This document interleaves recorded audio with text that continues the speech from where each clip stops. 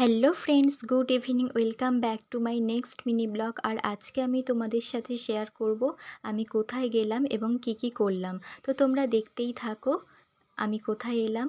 দেখো ফ্রেন্ডস,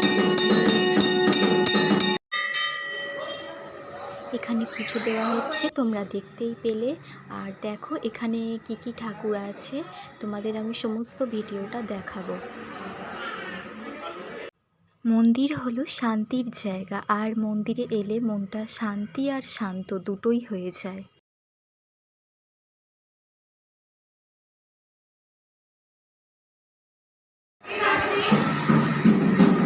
আর এদিকে দেখো, আমরা আমাদের মতো ব্যস্ত থাকলেও সোনু কিন্তু নিজের কাজে ব্যস্ত হয়ে গেছে। মন্দিরে কিছুটা সময় কাটানোর পর আমরা বাড়ি ফিরে এলাম।